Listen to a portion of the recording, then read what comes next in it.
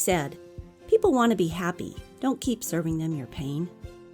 Forgiveness can be one of the most difficult things we get to do. Stay tuned for why that serves us, not the offender, and how holding on to the dark days means that we keep serving up our past to everyone we come in contact with. Stories are our lives in language. Welcome to the Love Your Story podcast. I'm Lori Lee, and I'm excited for our future together of telling stories, evaluating our own stories, and lifting ourselves and others to greater places because of our control over our stories. This podcast is about empowerment and giving you, the listener, ideas to work with in making your stories work for you. Power serves you best when you know how to use it. Last week, we looked at personal narrative research project I did and what I discovered about how we engage with risk. This week, we're going to look at some ideas on forgiveness. At an emotional intelligence conference I attended mid-year 2016, I and a couple hundred other folks from around the country found ourselves doing work to release old wounds, old stories that didn't serve us, events of the past that had caused us to put up walls. It was a particularly vulnerable exercise where the lights were off and people were allowed, in fact encouraged, to scream out their anger, to vocally set free and release pains they had carried.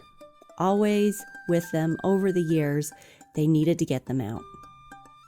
As I watched and listened and participated, I wasn't as wigged out as I thought I was going to be if, as my friends and I had discussed earlier, quote, there was screaming involved, unquote. In fact, what struck me most profoundly was how much pain everyone carries.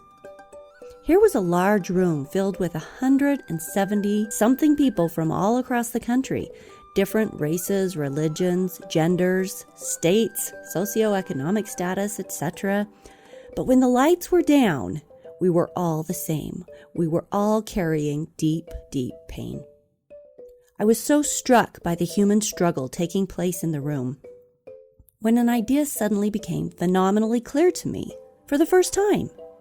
Forgiveness is not about the other person, the one who hurt you. Forgiveness is about ourselves. When Christ said in Matthew in the New Testament that we are to forgive 70 times 7, I believe he was stating that there is never a time when it will be okay to burden our souls with pain, resentment, and hatred. There will never be a time when that will be good for us, no matter how many people do crappy things to us or how many times a person hurts us.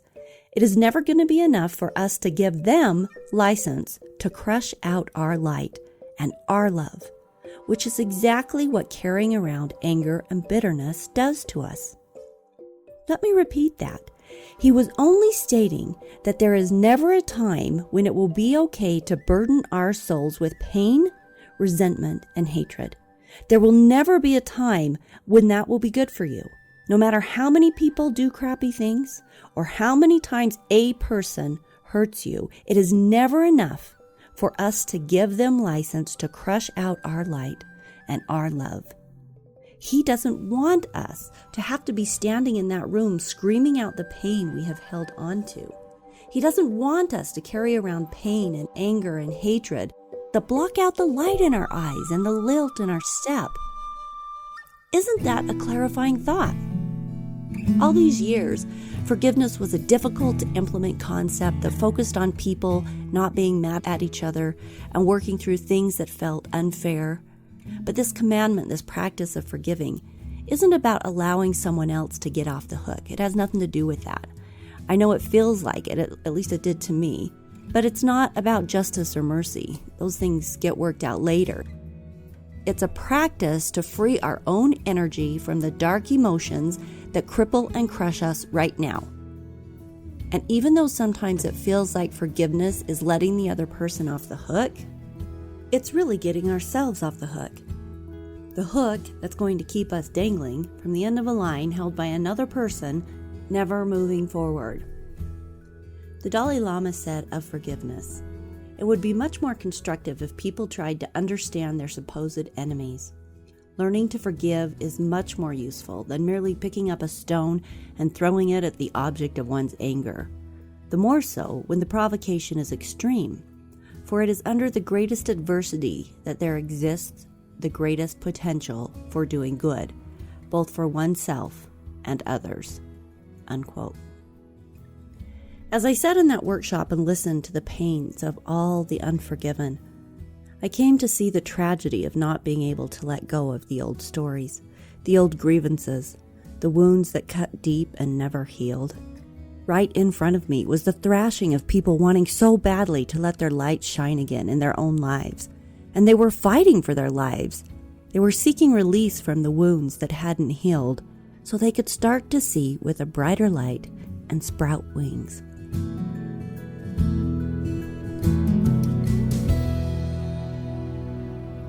I have this poster on my bookcase of Captain Jack Sparrow, and it says, "The problem is not the problem. The problem is your attitude about the problem. Do you understand?" Unquote. Here's a hard truth. It's never what happens to us. It's what we do with what happens to us. Now, I say hard truth because sometimes it sucks to realize that we're responsible for making the best of a bad situation. On the other hand, it's completely empowering because with this Stoic's mindset, you are always in control of your emotion and your life because no matter what comes your way, you get to change your perspective so you can find the beauty or the joy or the learning or the opportunity. Our deepest wounds are sacred places, said Catherine Woodward Thomas. I'll bring her up again in a minute, but I liked how she acknowledged the profound effect of our deep wounds. Our wounds are real. They wouldn't hurt and wound if they weren't hitting our vulnerable, tender spaces. I find the verbiage of calling them sacred spaces as an acknowledgement of the role they play in our learning. They are places of learning.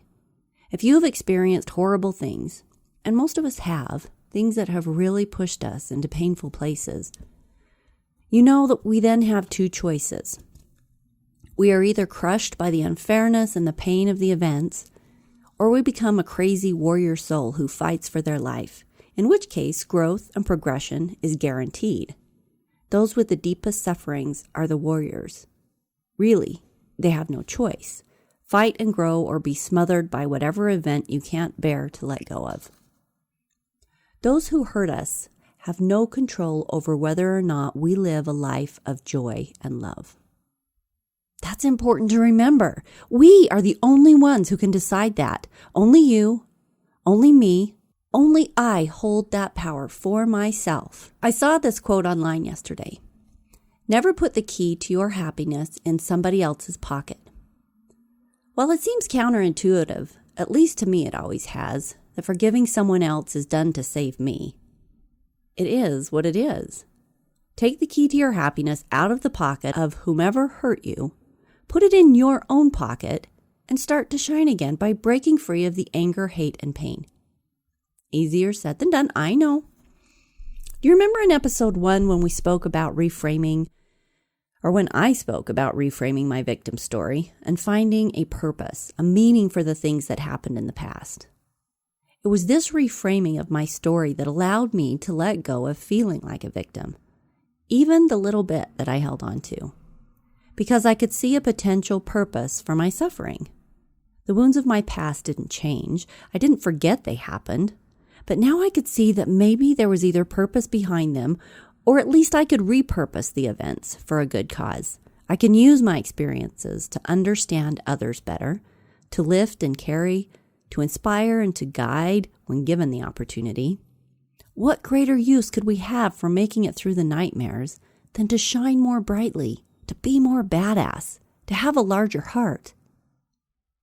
Have you heard the song by Rascal Flatts, Bless the Broken Road? If not, the words go, God bless the broken road that led me straight to you. It's a little country love song pointing out that he wouldn't be where and who he is without that broken road that he traveled, but it had purpose in leading him to the right place. Give it a listen if you can. Bit of a tearjerker. If you're not into country and haven't heard it before, it'll be a fun listen. There's a neat book called Calling in the One by Catherine Woodward Thomas. This is the gal that I referred to earlier. In her book, she says, "Our unhealed wounds are invisible prisons, capturing us with their iron bars just as surely as if we were locked inside cold gray concrete walls. Sometimes it seems no matter how hard we try to escape, that we will forever be prisoners of our own sad stories, doomed to repeat painful dynamics over and over and over again, in spite of our wishes to the contrary." Unquote. She goes on to discuss later how as much as we profess to hate our brokenness, that we often set up camp and put down roots and build our entire identities around our tales of woe. She then talks about the exact route that I found with my victim story. She acknowledges that we can't actually get rid of our wounds, but we can find a way to make them meaningful, and when we do this, then we can move forward. Move forward. Let them go. She recounts a story from the classic Man's Search for Meaning by Viktor Frankl. Viktor was a prominent Jewish psychiatrist who survived the camps of Auschwitz and Dachau. Viktor talks of an elderly man who came to see him a couple years after his beloved wife had passed away, and the man was distraught with grief and couldn't move on with life because he was severely depressed. Viktor had been through the worst types of suffering, so he understood pain, and he sat quietly and listened to the man pour out his grief and sorrow. When the man had finished, Dr. Frankl asked him just one question. "What would have happened if you had died first and your wife would have survived you?" "Well," the man said, "for her this would have been terrible. How she would have suffered." To this, Dr. Frankl replied, "You see, such a suffering has been spared her, and it was you who have spared her this suffering. To be sure, at the price that now you have to survive and mourn her." The man was so moved by Dr. Frankl's words that he simply stood up, shook his hand, and left, never to return. Dr. Frankl then writes, "In some way, suffering ceases to be suffering at the moment it finds meaning."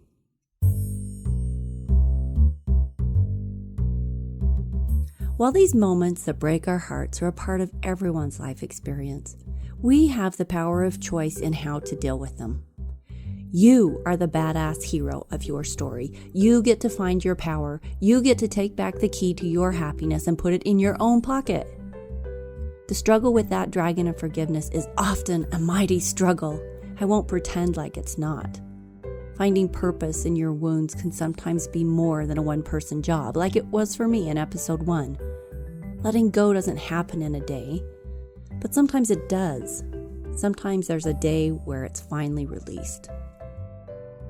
For your own life, work with urgency toward this goal so you can rise from the dark. Let the heaviness flow from you, stand in the light, and feel it warm your skin. It's worth it. And back to Captain Jack Sparrow, the problem is not the problem is your attitude about the problem.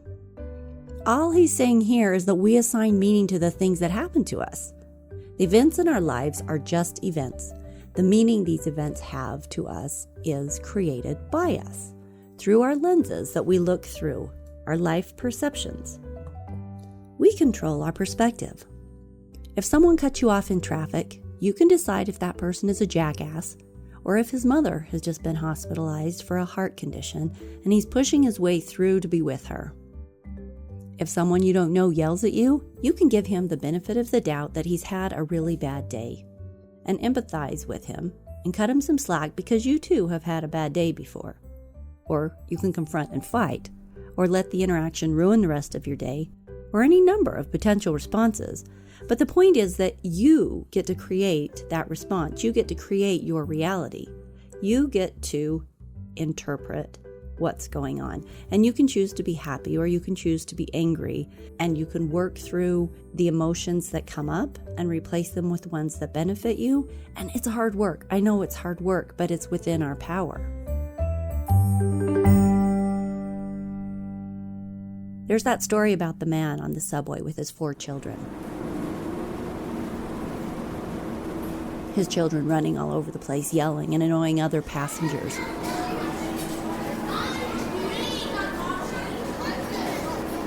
The father just sat there, and let his children run around, unchecked, as he paid them no mind. He's staring at the floor. Totally checked out. And suddenly he's chastised by another rider. He looks up, surprised, and then explains that they are just returning home from the hospital, where their mother had just passed away, and no one really is dealing with it very well. I'm sure this story has been true in many cities at many times. It illustrates how different a situation can be depending upon the lens it's seen through. And since we often don't have or know the whole story, it behooves us to give people the benefit of the doubt that everyone is doing the best that they can. This perspective helps us not to create and carry around unnecessary irritation, but it's also a reality check when bigger things happen. 1, what's the whole story here? And 2, I get to choose the lens I see this event with. Here's another story. I work in real estate, and a few years back I had a good friend who I was helping to do a real estate deal. I had helped her purchase her first home, sell it, and we were working on the purchase of her second home. She had recently remarried after a difficult first marriage and divorce, and I had been key in helping her to gain back her strength and step into her own power.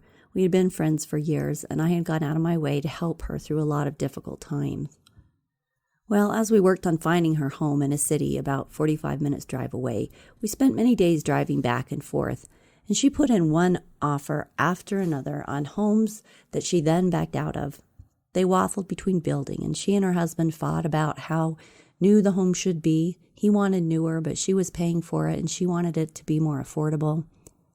Since we'd been friends for years, I joked that they shouldn't build because building was hard on relationships, and those two didn't seem to be able to agree on anything. Well, a few weeks down the road, and further along in the process, she was pulling out of another offer and asked if she could legally put in offers on multiple homes at the same time. I had a talk with her, and we discussed ethics and consideration for the sellers, and I asked her to think seriously before we put in another offer on a home, as she needed to be serious about her desire to own that home.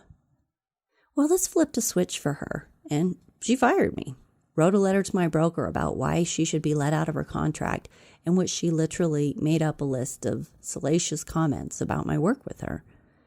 The vast majority were straight-up lies, while some were misunderstandings, like my comment to her earlier about suggesting they not try to build a home together. This list and her firing me was infuriating to me. Here was a person, a friend whom I had done a great deal for over the years, a friend whom I had put in many hours, days, weeks into helping them with their home purchase. And here she was, attempting to besmirch my reputation, attempting to provide no compensation for the time I'd professionally spent helping their family, and worse, outright attacking me in what was a very unexpected way. To say I was taken aback was an understatement, and for weeks I was shocked, and for months I was angry. Her betrayal was so unexpected and so offensive, and to me I could find no justification for it. As I've tried to look at it through other various lenses, I've come up with some theories. When she and I first met, she was a woman with no power. She was weak and victimized, and her newly ex-husband was running over her every day, in every way. She was still mothering his children, and they didn't belong to her, and she was fixing his meals because she didn't want to make him angry, and he was pushy and confrontational, and she was a wilting flower. Over the years, she found her strength and her voice through much coaching from myself. And I've seen this happen more than once, where people who have not had a voice and then take up their power, they swing to the far left. She went from having no voice to being an unreasonable bitch, frankly. I've seen it before. It happens a lot. People have to find that in-between set, and she hadn't found that yet. I think she was also embarrassed that I'd seen her and her new husband, the supposed and sought-after happily ever after, fighting so often as she rode over him repeatedly in this home buying process. While I was an indirect party to these parts of her life, this event that was so unexpected and unrealistic to me, when seen through these potential lenses, at least sheds light, some light for me, on why she might have done what she did. Forgiveness to me in this situation is a freeing of the unexpected betrayal I felt by her. And I only get to this point by trying to understand it a little, by trying to maybe see it from her perspective. What could she have been thinking? She wrote later and said she missed me and was sorry. Exactly like that. 2 short lines, to which I so badly wanted to write a 2-page tirade. But I did not. I let her go down her path, wherever that may take her, and wish her the best on her journey as she figures out her middle ground of having her power and being able to maintain healthy relationships at the same time. I'm not suggesting this was the only course or even the correct course. I'm sharing my chosen course and what it meant to me. Forgiveness doesn't mean that we welcome back the perpetrators into our lives. In fact, oftentimes that would be very unwise. But it does mean that we don't wish them a tortured death, and we let them move on down their path while we move on down ours with a lighter load. I'll admit, it took me some time. Forgiveness is always a process for me. But I'm understanding it better and better, and that's called growth. The key to your happiness is in your own pocket, and if you've left it in someone else's pocket, it's time to go get it back. If you take something from today's episode, remember this. There is never a time when it's okay for us to let someone else crush the light out of us. This is why we forgive, to be whole, to retain our light, to move forward and past the dragons, like we talked about in episode 2, and on to the happily ever after. Your challenge for this week is to find something you are holding on to in your heart, someone you haven't forgiven, some pain that's a dark hole that needs to be released. Start with just one, and start the process of taking the key of your happiness out of their pocket. Find a purpose or a lesson learned from your experience. Try looking at it through different lenses in an attempt to understand their perspective. Often this process, finding a meaning for your experience, a lesson you can take from it, and then considering the perspective of the other can be keys in helping you honor those sacred spaces that are your wounds and wash out any bitter infection that still festers. On that delicious visual, have a great week out there considering your stories and creating new ones. See you next week on the Love Your Story podcast.